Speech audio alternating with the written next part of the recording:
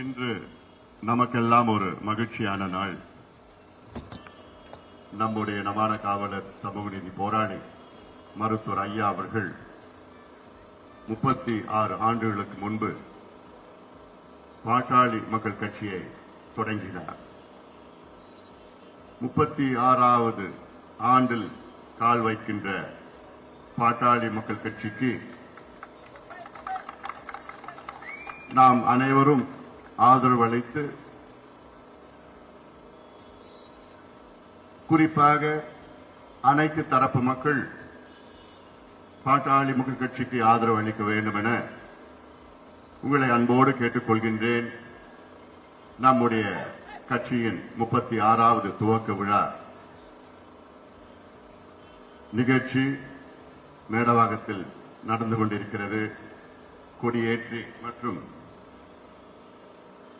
மாணவர்களுக்கு நலத்திட்டங்களை வழங்குகின்ற இந்த விழாவை சிறப்பாக நடத்தி கொண்டிருக்கின்ற மாவட்ட செயலாளர் தம்பி நிர்மல்குமார் அவர்களும், மாவட்ட தலைவர் திரு பச்சையப்பன் அவர்களும், ஐநா கண்ணன் அவர்கள், கண்ணதாசன் அவர்கள், சேகர் அவர்கள், சத்திரியன் அவர்கள், குமார் அவர்கள், ஆறுமுகம் அவர்கள், விஜயகுமார் அவர்கள், பிரகாஷ் அவர்கள், KR ராம்குமார் அவர்கள், முத்துக்குமார் அவர்கள், தாண்டவன் அவர்கள், ஜெயராமன் அவர்கள், சக்திவேல் அவர்கள், நாகேந்திரன் அவர்கள், VS சிதம்பரம், சரவணன், K சங்கரபாணி, சக்திவேல், சக்கரவர்த்தி, K பாஸ்கர், பிரதீப், சுரேந்தர், வேலு, விக்னேஷ், சுப்பிரமணி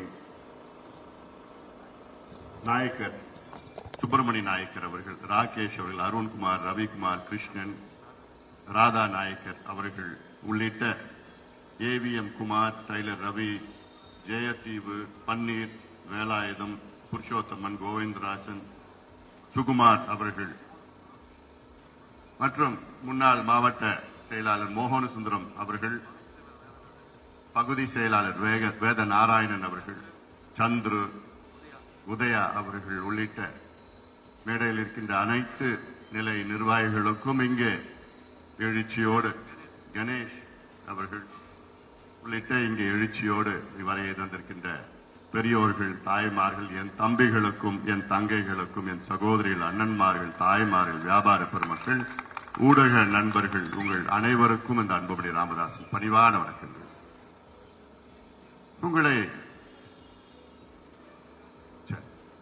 உங்களை இன்று சந்திப்பதில் எனக்கு மிக்க மகிழ்ச்சி. அதிலும் குறிப்பாக நம் கட்சியின் 36வது ஆண்டு துவக்க விழா தமிழ்நாடு முழுவதும் கோலாகலமாக, தமிழ்நாடு முழுவதும் மட்டுமல்ல, புதுவையிலும் சரி, கேரளாவிலும் சரி, ஆந்திரா, கர்நாடகாவிலே கோலாகலமாக நடைபெற்றுக் கொண்டிருக்கிறது. நம்முடைய தொண்டர்கள் எல்லாம் அனைத்து பகுதிகளிலும் கொடியேற்றி இனிப்புகளை வழங்கிக் கொண்டிருக்கின்ற இந்த மகிழ்ச்சியான தருணம் இது. இன்று தமிழகத்தின் வரலாற்றை பாட்டாளி மக்கள் கட்சியை நீக்கி எழுத முடியாது. தமிழக வரலாற்றிலே பாட்டாளி மக்கள் கட்சிக்கு மிகப்பெரிய இடம் இருக்கிறது. வரும் காலத்திலே அதைவிட இன்னும் பெரிய இடம் இருக்க போகிறது.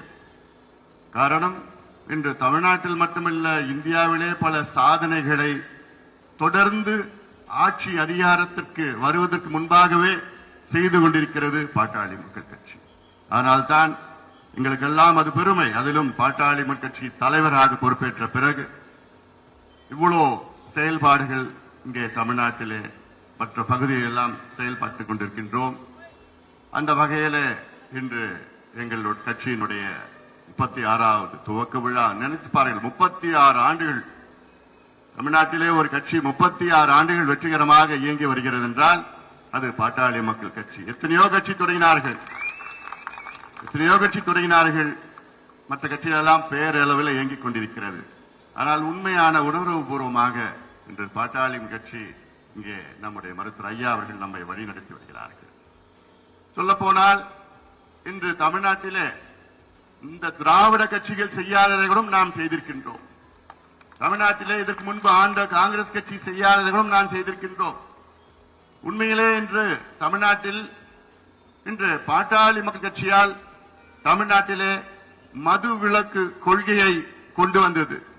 அதாவது இன்னைக்கு தமிழக அரசு மதுவிலக்கு கொள்கையை கொண்டு வந்ததற்கு காரணம் பாட்டாளி மக்கள் கட்சி. இன்று தமிழக அரசு நீர் மேலாண்மை கொள்கையை கொண்டு வந்ததற்கு காரணம் பாட்டாளி மக்கள் கட்சி. தமிழக அரசு காலநிலை மாற்றம் கொள்கையை கொண்டு வந்ததற்கு காரணம் பாட்டாளி மக்கள் கட்சி.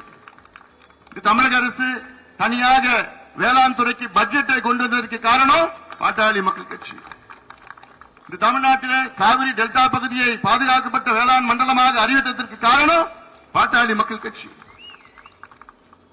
இன்று தமிழ்நாட்டிலே சுகாதார கொள்கையை கொண்டு வந்ததற்கு காரணம் பாட்டாளி மக்கள் கட்சி. நினைத்து பாருங்கள், ஆட்சி அதிகாரம் வருவதற்கு முன்பாகவே ஒரு கட்சி தன் போராட்டத்தின் மூலமாக, ஆர்ப்பாட்டத்தின் மூலமாக, அழுத்தங்கள் மூலமாக இவ்வளவு கொள்கைகளை தமிழக அரசை கொண்டு வர நிர்பந்தம் செய்திருக்கிறது. ஆனால் இவ்வளவு காலமாக ஆண்ட கட்சிகள், குறிப்பாக 57 ஆண்டு காலம் இரு கட்சிகள் ஆட்சி செய்து கொண்டிருக்கின்றன. இந்த 57 ஆண்டு காலம் ஆட்சி செய்து இவர்கள் செய்தது என்ன என்ற மிகப்பெரிய கேள்வி. நேற்றைய முன்தினம் நான் திருச்சியில கர்ம வீரர் காமராசர் அவருடைய 122வது ஆண்டு விழா துவக்க விழா, பிறந்த நாள் விழா, அதில் கொண்டாட்டங்களை கலந்த நேரத்தில் அப்பொழுது நான் சொன்னேன், தமிழ்நாடு ஓரளவுக்கு முன்னேறி இருக்கிறது. அதற்கு காரணம் அடித்தளம் வகுத்தவர் கர்ம வீரர் காமராசர் அவர்கள். அதற்கு முன்பு சமூக நீதி என்று நமக்கெல்லாம் வழங்கியவர், நிலைநாட்டியவர் தந்தை பெரியார் அவர்கள். என்று பாட்டாளி மக்கள் கட்சியினுடைய 3 முன்னோடிகள் நம்ம இருக்கின்றோம். தந்தை பெரியார் அவர்கள், அண்ணல் அம்பேத்கர் அவர்கள், புரட்சியாளர் கார்ல் மார்க்ஸ் அவர்கள். இவர்கள் தான் மும்மூர்த்திகள். நம் கட்சிக்கு 3 முன்னோடிகள். இவர்களுடைய கொள்கைப்படிதான் பாட்டாளி மக்கள் கட்சி இன்று இயங்கி வருகிறது. இது வேற எந்த கட்சியுமா அப்படி சொல்ல முடியுமா? இன்று ஆளுங்கின்ற திமுக சமூக நீதி, நான் தந்தை பெரியாருடைய வாரிசு, அண்ணாவுடைய வாரிசு, கலைஞருடைய வாரிசு, இப்படி எல்லாம் பொய் பேசிக் கொண்டிருக்கிறது. இன்னைக்கு திமுகவுக்கும் சமூக நீதிக்கும் சம்பந்தமே கிடையாது, எவ்வளவும் சம்பந்தம் கிடையாது. திமுக சமூக நீதியை பற்றி பேசுவதற்கு தகுதி கிடையாது. இன்னைக்கு சமூக நீதியின் விரோதி யாருன்னா அது திமுக தான். உங்களுக்கு பேசத்துடன் தகுதி கிடையாது. ஆனால் இன்று இந்தியாவிலே சமூக நீதி என்று சொன்னால் அதற்கு மறுபெயர் யாரு? எங்களுடைய மருத்துவர் ஐயா அவர்கள். எங்களுடைய மருத்துவர் ஐயா இன்று 86 வயது. ஐயாவுக்கு 45 ஆண்டு காலம் சமூக நீதிக்காக போராடி வருகிறார்கள். 45 ஆண்டு காலம், நினைத்து பாருங்க. ஆனால் இது என்ன தமிழக மக்கள் செய்திருக்க வேண்டும்? 46 ஆண்டு காலம் ஒரு மனிதர் எப்படியாவது பின்தங்கிய சமுதாயங்கள், ஒடுக்கப்பட்ட மக்கள், அடக்கப்பட்ட மக்கள், வஞ்சிக்கப்பட்ட மக்கள், தாழ்த்தப்பட்ட மக்கள், பிற்படுத்தப்பட்ட மக்கள், சிறுபான்மையர் மக்கள், அவர்களுக்கு படிப்பு கிடையாது, வேலை கிடையாது, வாழ்வாதாரம் கிடையாது, முன்னேற முடியவில்லை. இந்த மக்களுக்கெல்லாம் முன்னேற்றம் வேண்டும் என்று, அதுதான் சமூக நீதி, அது எங்களுக்கு வேண்டும் என்று போராடி கொண்டிருக்கின்ற ஒரே தலைவர் மருத்துவர் ஐயா அவர்கள் தான். இது என்று தமிழக மக்கள் புரிந்து கொள்கிறீர்களோ அன்றுதான் உங்களுக்கு உண்மையிலே முன்னேற்றம் கிடைக்கும். இல்ல நடந்து முடிந்த விக்கிரவாண்டி இடைத்தேர்தல் எடைக்கு பணத்தை கொடுத்தானுங்க, பொருளை கொடுத்தானுங்க, ஆட்டுக்கறி கொடுத்தானுங்க, என்னென்ன பிரியாணி குவார்டரை கொடுத்து இது திமுக வெற்றி பெற்றாங்க. அவங்க முதலமைச்சர் சொல்றார், எங்களுக்கு மாபெரும் வெற்றி. தெரியாத முதலமைச்சருக்கு? உலகத்துக்கே தெரியுது இது காசு கொடுத்து வெற்றி பெற்றதுன்னு உலகத்துக்கே தெரியுது. இன்னைக்கு ஏதோ ஒரு பள்ளிக்கூடத்துக்கு போ, 5வது படிக்கிற பையனை கேளு, விக்கிரவாண்டியில் என்ன நடந்ததுன்னா, ஆமாங்க திமுக காசு கொடுத்து ஜெயிச்சாங்க சொல்ல போறான். ஆனா முதலமைச்சருக்கு தெரியாதாமா? எல்லாத்துக்கும் தெரியுது. என்ன வருதுன்னா ஊடகத்துல அந்த அளவுக்கு தெரியுது. தினம் விவாதம் பண்றீங்களே, இதை பத்தி விவாதம் பண்றது, காசு எவ்வளவு கொடுத்தா நினைச்சு பாருங்க. தமிழ்நாட்டில் 34 அமைச்சர்கள் இருக்கின்றார்கள், முதலமைச்சர் உள்ளிட்ட. அந்த 34 அமைச்சர்களில் 33 அமைச்சர்கள் விக்கிரவாண்டியில 10 நாள் இருந்தாங்க. 125 சட்டமன்ற உறுப்பினர்கள் இருந்தார்கள். 30க்கும் மேற்பட்ட நாடாளுமன்ற உறுப்பினர்கள் ஆளுங்கட்சியை சார்ந்தவர்கள். அப்புறம் டிஸ்ட்ரிக்ட் சேர்மன், ஒன்றிய சேர்மன் போட்டுட்டு அவ்வளவு பேரும் வீடு வீடா, தெரு தெருவா, கிராமமா போயிட்டு தினம் பணம் புடவை, மூக்குத்தி, கம்மல், ஆட்டுக்கறி, என்னென்னமோ கொடுத்தாங்க. இது கொடுத்து 250 கோடி ரூபாய் செலவு செய்து வெற்றி பெற்றார்கள். அது வெற்றியாது. ஆனால் ஒரு பைசா செலவில்லாமல் சுயமரியாதையாக 56,300 வாக்குகளை பெற்றது பாட்டாளி மக்கள் கட்சி. இதாய வெற்றி, இதாய உண்மையான வெற்றி. ஒரு பைசா 56,300 வாக்குகளை பெற்றது, சுயமரியாதையோடு பெற்றது. இதான் உண்மையான வெற்றி. இதுவே பொது தேர்தலா இருந்ததுன்னா ஜெயிச்சிருப்போம், முடிஞ்சு போச்சு. 30,000 ஓட்டுல ஜெயிச்சிருப்போம். ஆனா இடை தேர்தல் எல்லாமே அவங்க ஆளுங்கட்சியில அங்க அதிகாரிகளா இருந்தாங்க. அதிகாரிகள் யாரும் கிடையாது. சரி, என்ன செய்யணும், என்ன செய்யணும்? தமிழக மக்கள் ஒரு ஏக்கத்தில் இருக்கின்றார்கள். 57 ஆண்டு காலம் இரு கட்சிகள் ஆட்சி செய்து கொண்டிருக்கின்றார்களே, நம்ம இன்னும் இந்த நிலையில தான் இருக்கிறோமே. இன்னும் வேலை கிடைக்கலையே, இளைஞர்களுக்கு வேலை கிடைக்கலையே, இளைஞர்களுக்கு வாழ்வாதாரம் கிடைக்கலையே, விவசாயிகளுக்கு முன்னுக்கு வர முடியவில்லையே. எல்லா தரப்பு மக்களுக்கும் பிரச்சனை இருக்கிறது. எல்லா தரப்பு மக்களும் இன்று இயக்கத்தில் இருக்கின்றார்கள். ஆனால் முதலமைச்சருக்கு மட்டும் தெரியல. நேற்று பாத்தீங்கன்னா மின் கட்டண உயர்வு எவ்வளவு அநியாயம். அடிக்கு மேல அடி வாங்கிட்டு இருக்கிறோம். ஏழை மக்கள் இன்னும் அடிக்கு மேல அடி. பாவம். கொரோனா 3 ஆண்டு காலம் தாக்கி ரொம்ப மோசமான ஒரு சூழலில் இன்னைக்கு வாழ்வாதாரம் இல்ல, வருமானம் கிடையாது, எதுவும் இல்லாத சூழல் இருக்கின்ற மக்களுக்கு அடி மேல அடி வைத்து கொடுத்து கொடுத்து கொடுத்து இன்னைக்கு பாத்தீங்கன்னா நேற்று பாத்தா 4.8 விழுக்காடு மின் கட்டண உயர்வு.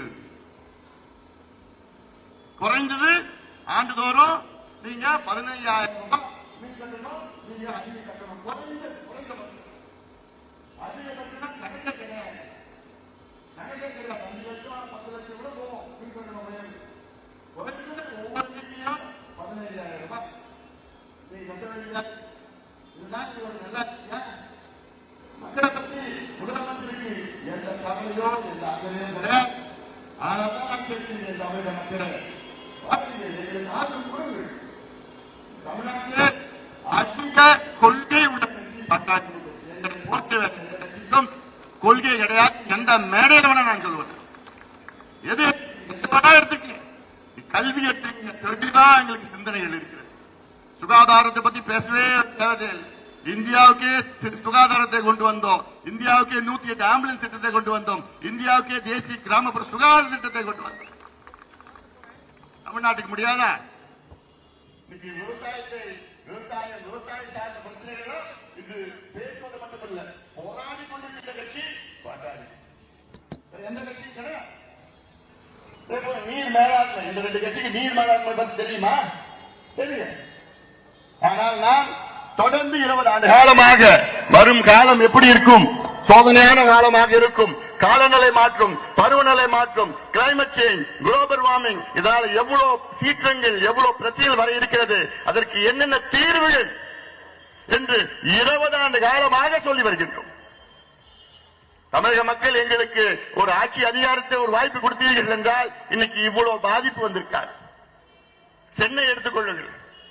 இன்னைக்கு சென்னையில மழை அப்படின்னா உங்களுக்கு எல்லாம் பயம் வருது.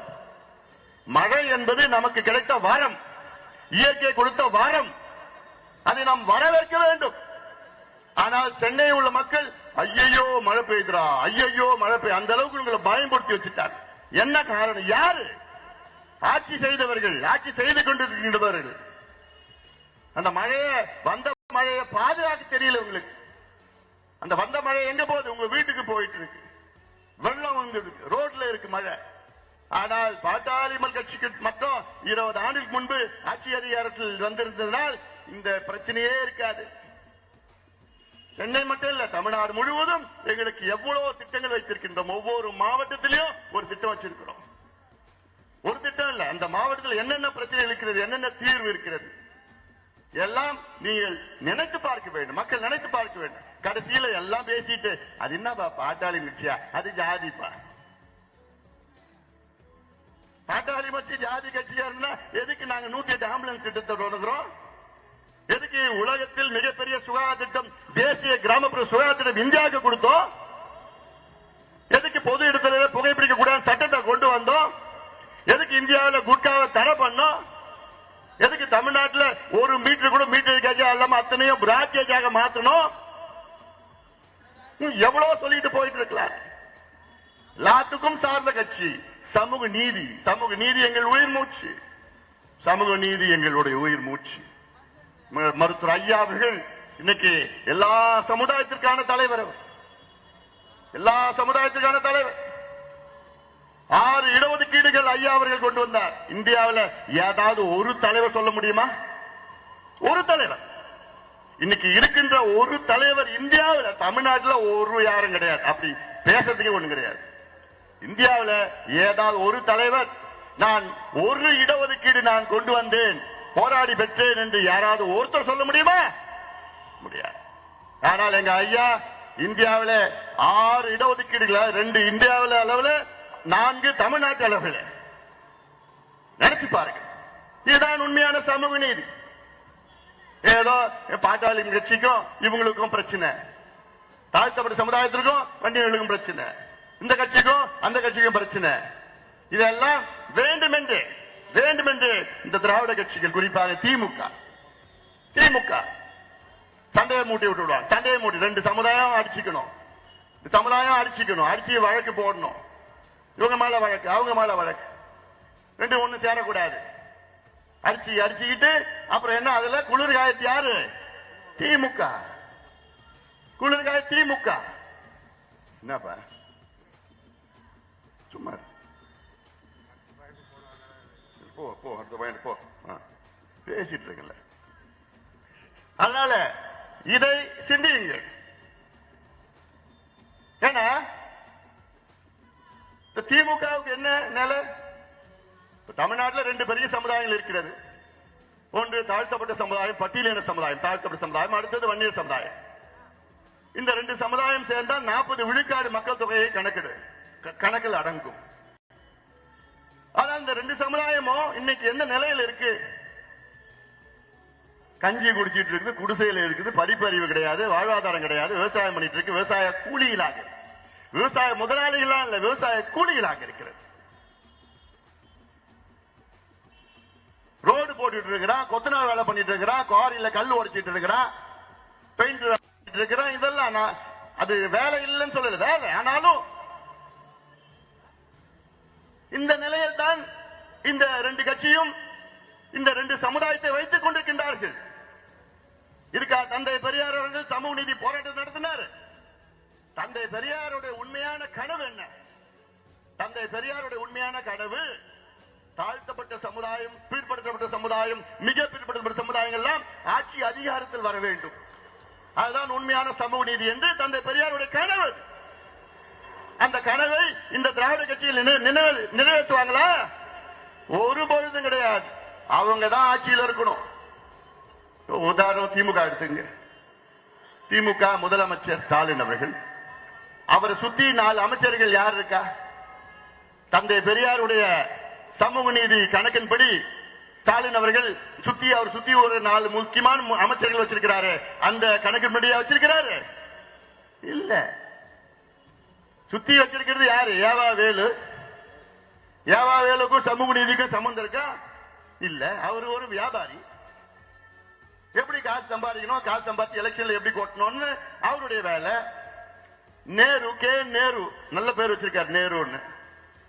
செய்யறதெல்லாம் அவருக்கும் சமூக நீதி சம்பந்தம் இருக்கா? இல்ல. சேகர் பாபு, அவருக்கும் சமூக நீதி சம்பந்தம் இருக்கா? இல்ல. பொன்முடி, அவருக்கும் சமூக நீதி சம்பந்தம் இருக்கா? இல்ல. இவங்க தான் சுத்தி வச்சிருக்கிறாரு. இவங்க என்ன ஆலோசனை கொடுக்க போறாங்க முதலமைச்சருக்கு? இடஒதுக்கீடு கொடுங்க, ஜாதி வாரிய கணக்கெடுப்பு நடத்துங்க, பட்டியலின சமுதாயம், தாழ்த்தப்பட்ட சமுதாயத்திற்கு 18 விழுக்காடு இன்னைக்கு இடஒதுக்கீடு இருக்கு, அதை 22 விழுக்காடாக உயர்த்துங்கன்னு யாரோ சொல்லுவாங்களா? இல்ல. நாங்க சொல்லிட்டு இருக்கிறோம். ஏதோ இன்னைக்கு நேத்து கிடையாது, 1980 இருந்து சொல்லிட்டு இருக்கிறோம். நீங்க ஆட்சி அதிகாரம் விட்டு பாருங்க, ஒரு 6 மாசம் விட்டு பாருங்களேன். தமிழ்நாட்டினுடைய தலையெழுத்தை நாங்க அப்படியே மாத்திட்டு அப்படியே வரும். அதான் உண்மையான சமூக நீதி. அதனால திமுக சமூக நீதியை எதிர்பார்க்கறதுக்கு வாய்ப்பே கிடையாது.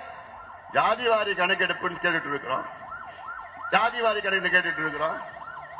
ஸ்டாலின் அவர்கள் சொல்றாரு, இது எங்க கடமை கிடையாது, எங்க அதிகாரம் கிடையாது. உங்களுக்கு அதிகாரம் இல்லைன்னா வேற யாருக்கு அதிகாரம் இருக்கு?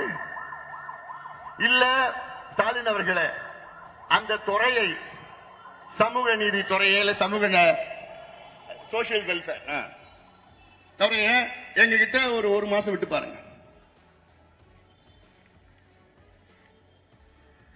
ஒரு மாதம் எங்கிட்ட விட்டு பாருங்க, இந்த துறையை விட்டு பாருங்க. நாங்க கொண்டு வரோம், அதிகாரம் எப்படி கிடைக்குதுன்னு நாங்க உங்களுக்கு சொல்லிக் கொடுக்கிறோம். உங்களுக்கு தெரியல? இந்தியாவில் எல்லா மாநிலமும் சாதிவாரி கணக்கெடுப்பு நடத்திட்டு இருக்கிறாங்க. இந்தியாவில் பீகார்ல நடத்தி முடிச்சுட்டாங்க, கணக்கெடுப்பு நடத்தி முடிச்சு அதுல பீகாருடைய உயர் நீதிமன்றம் அது ஏற்றுக்கொண்டது, இந்தியாவுடைய உச்ச நீதிமன்றமும் அது ஏற்றுக்கொண்டது. கர்நாடகாவில் நடத்தி முடிச்சுட்டாங்க, ஆந்திராவில் நடத்திட்டு இருக்கிறாங்க, தெலுங்கானால நடத்திட்டு இருக்கிறாங்க, ஒரிசாவில் நடத்திட்டு இருக்கிறாங்க, ஜார்க்கண்ட்ல நடத்திட்டு இருக்கிறாங்க. இவ்வளவு மாநிலத்தில் இந்தியாவில் நடத்திட்டு இருக்கிறாங்களா? ஆனா ஸ்டாலின் அவர்களுக்கு அதிகாரம் இல்லையா? பேசுறீங்க, யார் ஏமாத்துறீங்க? எங்களுக்கு அதிகாரம் இல்ல, மத்திய அரசு தான் நடத்தணும், மத்திய அரசு நடத்தணும். யாரோ எழுதி கொடுக்கறாங்க, ஒரு சட்டத்தில் படிச்சுட்டு போறாரு. என்ன அதிகாரம் இல்ல? ஒன்னொன்னுக்கும் பிஜேபி எங்களுடைய அதிகாரத்தெல்லாம் பிடுங்கி வைத்தார்கள் என்றெல்லாம் பேசுறீங்களா மேடையில? ஏன் இந்த அதிகாரம் உங்களுக்கு இருக்கிற அதிகாரம் இல்ல போய் சொல்லிட்டு இருக்கீங்க? எதுக்கு சொல்லிட்டு போங்க. எனக்கு சமூக நீதி மேல நம்பிக்கை இல்ல, நான் ஜாதிவாரி கணக்கு நடத்த மாட்டேன், எனக்கு பிடிக்கலன்னு சொல்லிட்டு போங்க. அதிகாரம் இல்லைன்னு மட்டும் சொல்லாதீங்க. இந்தியன் ஸ்டாட்டிஸ்டிக்கல் ஆக்ட் 2008 படி பஞ்சாயத்து கூட ஜாதிவாரி கணக்கு நடத்தலாம். பஞ்சாயத்து கூட ஜாதிவாரி கணக்கு நடத்தலாம். நான் நினைச்சு பாருங்க, பஞ்சாயத்து நடத்தலாம், மாநிலம் நடத்தலாம், மத்திய அரசு நடத்தலாம், யார் வேணா நடத்தலாம். கணக்கெடுப்பு நாங்க கேட்கறது சென்சஸ் கேட்டோம், சர்வே கொடுங்க. சென்சஸுக்கும் சர்வேக்கு வித்தியாசம் இருக்கு. காஸ்ட் சென்சஸுக்கும் காஸ்ட் சர்வேக்கு வித்தியாசம் இருக்கு. காஸ்ட் சென்சஸ் மத்திய அரசு நடத்தணும், காஸ்ட் சர்வே மாநில அரசு நடத்தணும். காஸ்ட் சென்சஸ் நடத்தினா, மத்திய அரசு நடத்தினா அது தலையோட எண்ணிக்கை தான் கணக்கெடுப்பாங்க. ஒவ்வொரு சமுதாயம் எவ்வளவு பேர் இருக்கிறாங்கன்னு தான் கணக்கெடுப்பாங்க. காஸ்ட் சர்வே மாநில அரசு நடத்தினா ஒவ்வொரு சமுதாயம் எந்த நிலையில் இருக்கிறாங்க. ஒரு உதாரணம், மலை குறவர்கள் இருக்கிறாங்க, நம்ம நரி குறவன் சொல்றோம்ல, மலை குறவர்கள். அவங்க எத்தனை பேர் இருக்காங்க, எந்த நிலையில் இருக்கிறாங்க, படிச்சிருக்கிறாங்களா, வேலை இருக்குதா, வேலை வாய்ப்பு இருக்கு, அரசு வேலையில் இருக்கிறாங்களா, எந்த நிலையில் இருக்கிறாங்கன்னு கண்டுபிடிக்கிறது யார் நடத்தணும்? மாநில அரசு, தமிழக முதலமைச்சர் நடத்தினாதான் இவர்களுடைய நிலையே, உண்மை நிலையை கண்டறிய முடியும். கண்டறிந்து அவர்களுக்கு நலத்திட்டங்களோ இடஒதுக்கீடோ என்னென்ன சமூக நீதி பிரச்சனைகளோ அதை தீர்க்க முடியும். மீனவர்கள் இருக்கிறாங்க, மீனவர்கள் எத்தனை பேர் இருக்கிறாங்க, அவங்க என்ன நிலையில இருக்கிறாங்க, அவங்க பிள்ளைங்க படிச்சிருக்காங்களா, இல்ல மீன் தொழில இருக்கிறாங்களா, வீடு இருக்குதா, வீட்டுல கழிப்பறைகள் இருக்கிறா, போட் வச்சிருக்காங்களா, வலை வச்சிருக்காங்களா, இதெல்லாம் கணக்கெடுப்பு நடத்தது யாரு? மாநில அரசு, தமிழக அரசு நடத்தணும். அதைத்தான் நாங்க கேட்கிறோம். 50-60 ஆண்டுகள் தமிழ்நாட்டில் இடஒதுக்கீடு இருக்கிறது. இந்த இடஒதுக்கீட்டில் எந்தெந்த சமுதாயம் பயன்பெற்றிருக்கின்றார்கள், எந்தெந்த சமுதாயம் பயன்பெறவில்லை என்ற கணக்கெடுப்பு நடத்தினாதானே அடுத்தது உங்களுக்கு இந்த மக்களுக்கு எல்லாம் தனிப்பட்ட திட்டங்களை கொடுக்க முடியும். அதானே வளர்ச்சி, அதானே சமூக நீதி. உங்களுக்கு இந்த மக்களுடைய நிலை கணக்கெடுக்கிறது கூட உங்களுக்கு மனசு வரலன்னா எதுக்கு நீ ஆட்சி நடத்துறீங்க? எதுக்கு உங்களுக்கு இந்த ஆட்சி? ஆட்சி விலகிட்டு போங்க. உங்களால முடியலன்னு சொல்லுங்க, நாங்க நடத்துறோம். எங்களால ஒரு மாதத்தில் நடத்த முடியும், ஒரு மாதத்தில் நடத்த முடியும். அது மட்டும் இல்ல, 69 விழுக்காடு இடஒதுக்கீட்டுக்கு இன்னைக்கு மிகப்பெரிய ஆபத்து வந்திருக்கிறது. உச்ச நீதிமன்றத்தில் இந்த வழக்கு இருக்கிறது. என்ன வழக்கு? 69 இந்தியாவில் எந்த மாநிலத்தில் 50 விழுக்காட்டுக்கு மேல இடஒதுக்கீடு கிடையாது. இந்த 10% இடபிள்யூஎஸ் வருவதற்கு முன்பு. ஆனால் தமிழ்நாட்டில் மட்டும் 69 விழுக்காடு இடஒதுக்கீடு இருக்கிறது. அந்த 69 விழுக்காடு இடஒதுக்கீட்டை ஜெயலலிதா அம்மையார் அவர்கள் 94, 93, 94 காலத்தில், அவங்க ஆட்சி காலத்தில் அதில் அரசியல் சாசன திருத்தத்தை கொண்டு வந்து 9வது அட்டவணையிலே பாதுகாப்பாக நம்முடைய 69 விழுக்காடு இடஒதுக்கீட்டை பாதுகாப்பாக நமக்கு ஏற்படுத்தினார் ஜெயலலிதா அம்மையார் அவர்கள். இது மிகப்பெரிய சாதனையா நான் பார்க்கிறேன். இதை பத்தி எத்தனை மக்களுக்கு தெரியுதா தெரியல, இதை பத்தி அதிமுகவுக்கு தெரியுதா தெரியல. அதன் பிறகு தொடர்ந்து நமக்கு வந்துட்டு இருக்கு. ஆனாலும் இதை எதிர்த்து உச்சநீதிமன்றத்தில் வழக்கு போட்டார்கள் 2007. அந்த வழக்கு 2010 ஒரு தீர்ப்பு வந்தது. அந்த தீர்ப்பின்படி என்ன சொன்னாங்க உச்சநீதிமன்ற நீதிபதி, குறிப்பா தலைமை நீதிபதி என்ன சொன்னார் தெரியுமா? தமிழ்நாட்டில் உண்மையிலே 69 விழுக்காடு அங்க தாழ்த்தப்பட்ட பழங்குடி மக்கள், மிகவும் பிற்படுத்தப்பட்ட சிறுபான்மை மக்கள் இருக்கிறார்களா என்று கேள்வி எழுப்பினார். யாரு? உச்சநீதிமன்ற தலைமை நீதிபதி. 69% மக்கள் இருக்கிறாங்களான்னு கேட்டார். எந்த கணக்கில் நீங்க சொல்றீங்கன்னு கேட்டார் நீதிபதி. ஒரு ஆண்டுக்குள் கணக்கெடுப்பு நடத்தி அதை உறுதி செய்யுங்கள் சொன்னார் நீதிபதி. 2010, இன்னைக்கு 2024, 14 ஆண்டுகள் இருக்கிறது. அதன் பிறகும் 2 வழக்குகள் உச்சநீதிமன்றத்தில் தொகுத்தார்கள். யாரு? இந்த இடஒதுக்கீடு எதிரிகள். அந்த வழக்கு இப்ப உச்சநீதிமன்றத்தில் என்னைக்கு வேணா வரும். வந்துச்சு. அப்ப நீதிபதிகள் கேட்பாங்க, கணக்கெடுப்பு நடத்திருக்கீங்களான்னு கேட்பாங்க. இவங்க என்ன சொல்லுவாங்க? இல்லைங்கன்னு சொல்ல போறான்.